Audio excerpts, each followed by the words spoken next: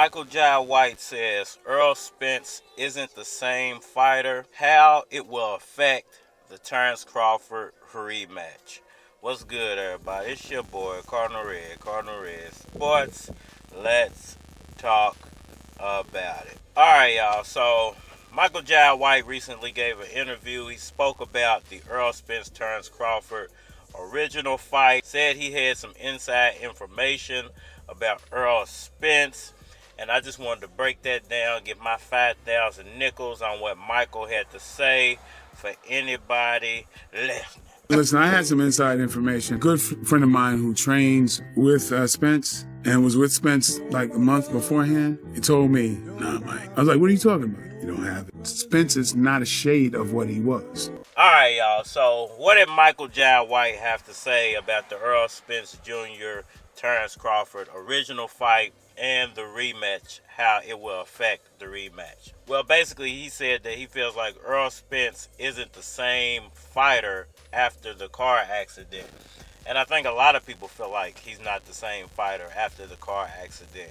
But the thing about that is, if the car accident is playing such a major role to why Errol Spence hasn't performed as well, and it's only been one fight that he didn't perform well in, why didn't that come up in these other fights? Why didn't Errol Spence not have a bad showing versus Danny Garcia? Is Danny Garcia just that bad of a boxer to where he couldn't land anything big to throw Errol Spence off of his game?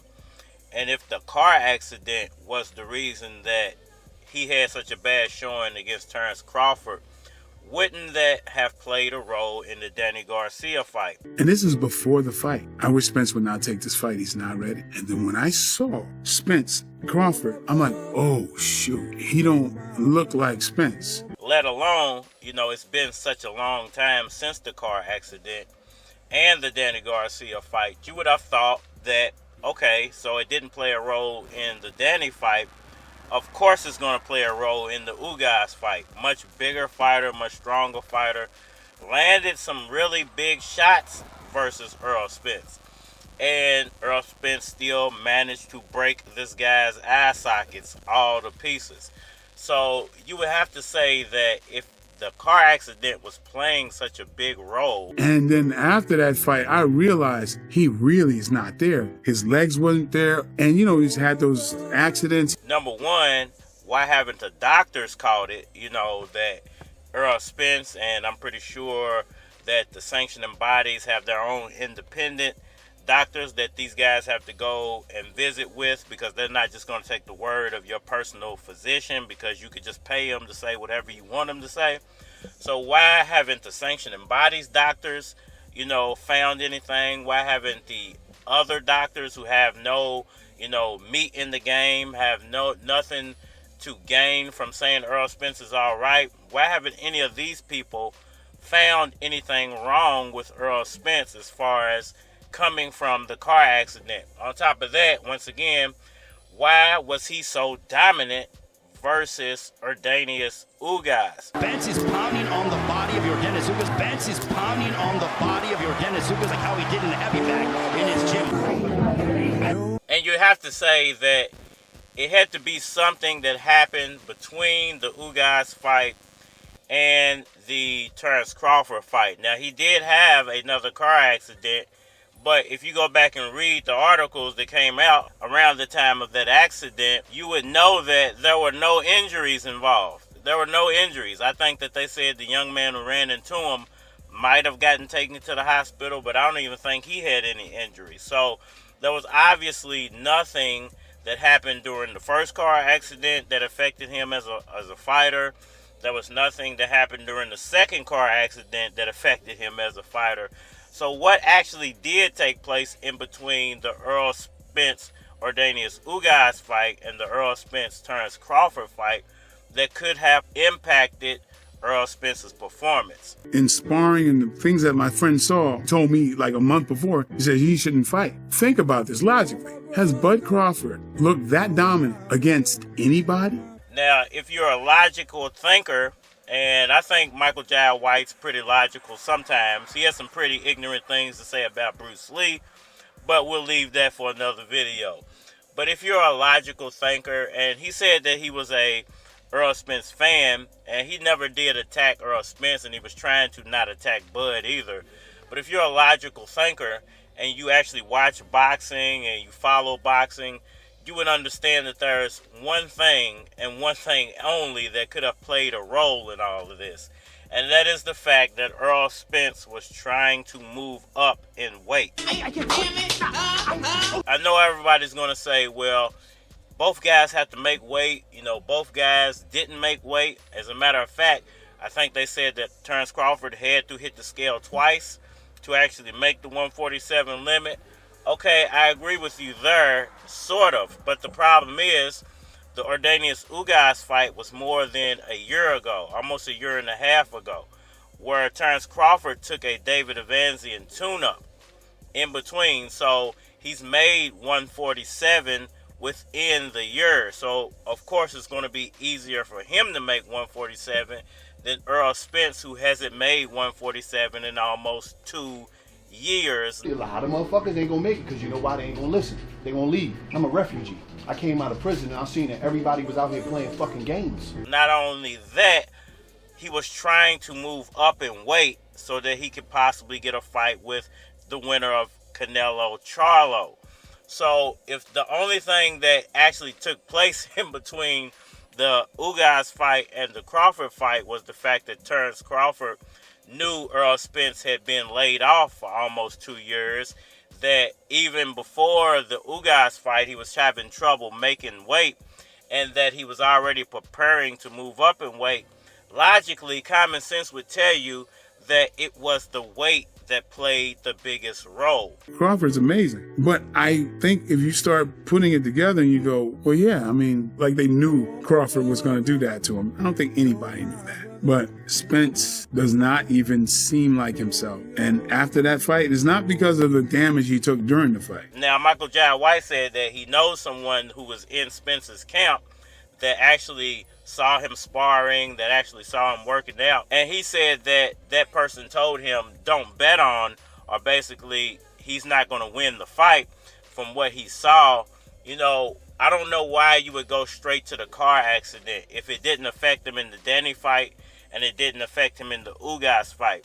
The only thing that could have been an effect, that he said that the guy said that Errol Spence didn't look like his legs were there. He didn't look like his power was there. Now, what could affect your legs and your power? Weight.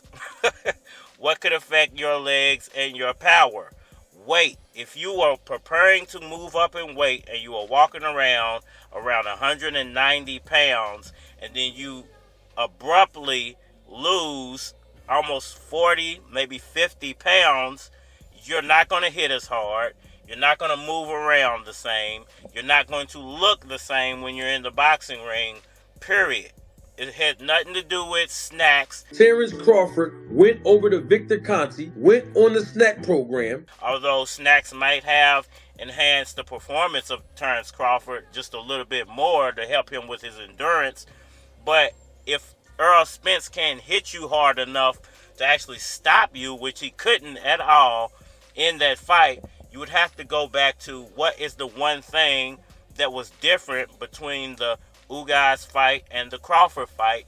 It was the layoff and the ballooning up in weight, and him dropping all that weight, not being able to hit as hard, not having time to properly drop the weight, and not having time to properly bulk his body up or get his body strong enough for a weight cut, like 147 when you're that big. Those are the logical things that come to mind. But it does seem like that there is some weird agenda to break Errol Spence mentally, to keep him out of the ring. Like, everybody wants to go back to there's something mentally wrong with this guy.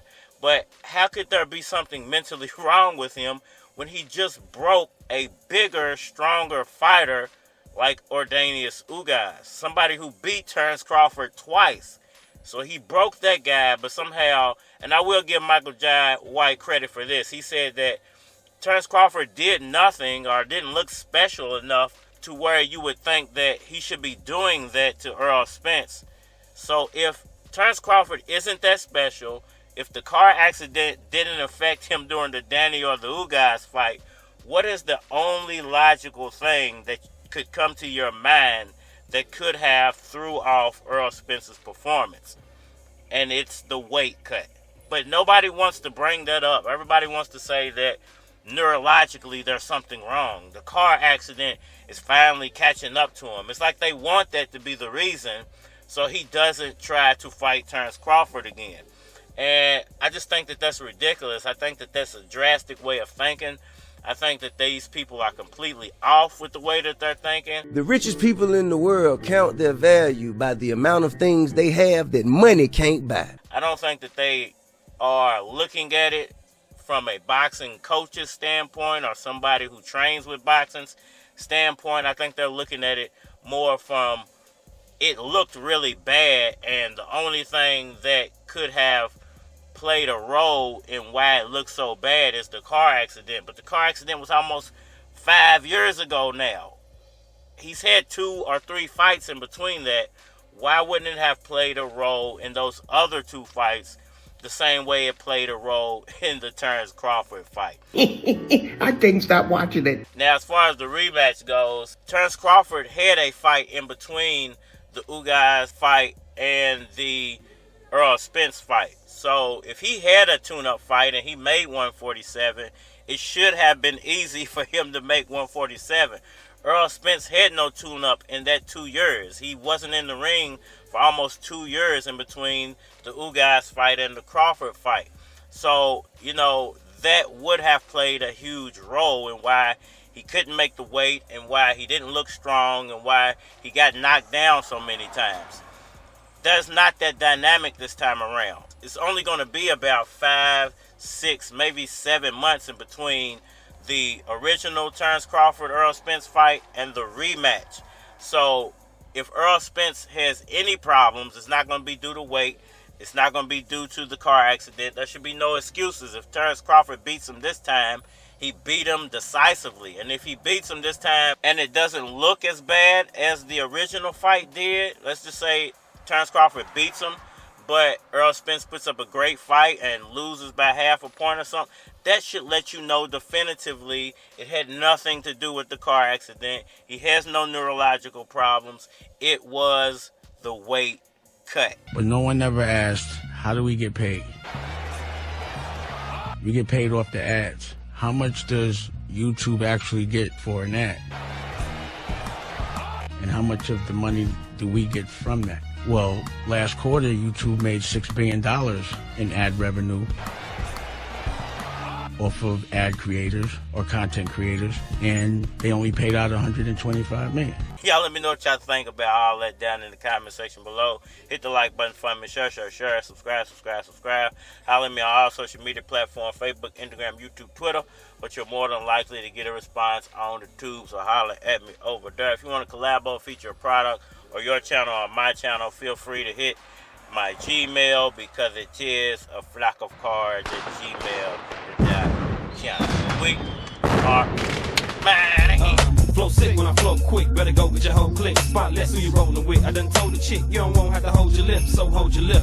Now roll your hips, spotless team, coldest click. Roll that shit, blow that shit. Keys that nigga with the gold that spit off the chain. Tossing flames, caution dames, let her know. Can't put a chick on a pedestal. Don't think niggas is ready for who it be. Lewis Keys, take a chick and bruise her knees. Guarantee you lose to me. Niggas ain't confusing me.